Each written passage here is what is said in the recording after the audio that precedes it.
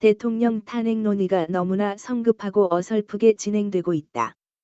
네 가지 점으로 대별하여 지금 대통령 탄핵 논의가 중요한 쟁점들을 무시한 채 너무나 성급하고 어설프게 진행되고 있음을 지적한다. 이것은 국민이나 나라의 이익을 생각하지 않은 채 눈앞의 정파적 이익을 우선시키는 통탄하지 않을 수 없는 일이다. 1. 과연 내란죄 구성요건에 해당하는가? 형법 제87조는 국가 권력을 배제하거나 국헌을 문란하게 할 목적으로 한 폭동을 내란죄라고 규정한다. 이 조항에서의 국헌문란을 동법 제91조는 1. 헌법 또는 법률에 정한 절차에 의하지 아니하고 헌법 또는 법률의 기능을 소멸시키는 것, 2. 헌법에 의하여 설치된 국가기관을 강압에 의하여 전복 또는 그 권능 행사를 불가능하게 하는 것이라고 규정하였다. 문제가 되는 비상계엄 선포의 조치가 위 제91조의 헌법 또는 법률에 정한 절차를 따르지 않았는가에 관하여 살필 때 계엄법 제2조 제2항 비상계엄은 대통령이 전시 사변 또는 이에 준하는 국가비상사태 시 적과 교전 상태에 있거나 사회질서가 극도로 교란되어 행정 및 사법기능의 수행이 현저히 곤란한 경우에 군사상 필요에 따르거나 공공의 안녕질서를 유지하기 위하여 선포한다는 조항이 준거가 된다. 이와 같은 핵심적 헌법 및 법조항을 두고 과연 윤 대통령의 비상계엄 선포 조치가 내란죄에 해당하는가에 관하여 좀 더 고찰할 필요가 있다. 즉 그 조치는 계엄법 제2조 제2항의 요건에 해당하지 않는 것이었나? 형법 제91조의 국헌문란에 해당할 것인가?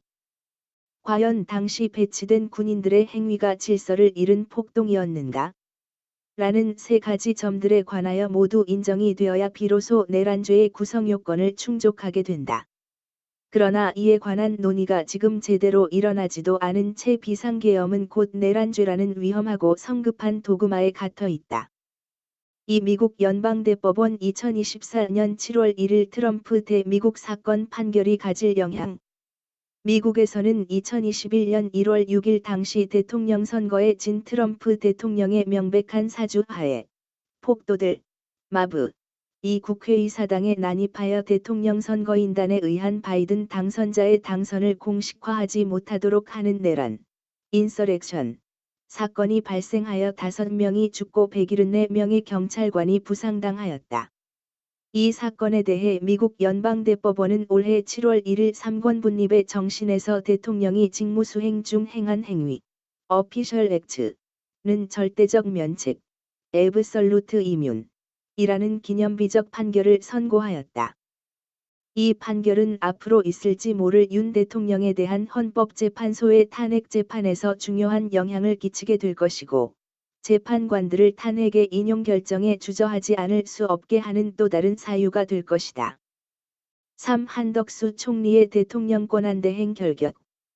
한덕수 총리는 당장 국회에서 윤 대통령의 탄핵소추 의결이 되면 대통령 권한대행이 된다.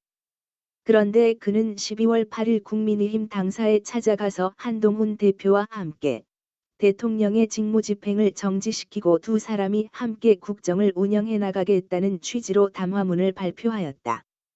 그러나 이는 대통령의 권한과 행정권에 관한 헌법의 규정을 명백히 위반한 처사로 심각한 헌법 파괴 행위이자 바로 형법 제91조의 국헌문란 행위이다. 이런 중대한 결격 사유를 아는 한 총리가 향후 막중한 임무의 대통령 권한대행이 되는 것은 천부당만부당한 일이다. 국격을 생각해서라도 이것은 반드시 피하지 않으면 안 된다. 그러므로 조금 더 시간을 두어 윤 대통령이 한 총리를 해임시키고 여야가 협의하여 새로운 총리를 내세운 뒤 탄핵 절차를 진행하는 것이 옳다. 4. 개헌 문제는 어디로 사라졌는가? 87년 체제의 산물인 현행헌법이 만들어진 지 벌써 40년 가까이 지나며 이를 개정해야 한다는 논의가 수도 없이 일어났다. 지금이야말로 바로 이를 수행할 수 있는 적기라는 견해들이 표출되어 왔다. 나라를 위해 극히 필요한 이 개헌 작업이 탄핵 절차를 서두르며 묻혀버렸다. 현저히 국익에 반한다. 여야가 이 문제에 대해 좀 더 분명한 입장을 밝혀야 한다.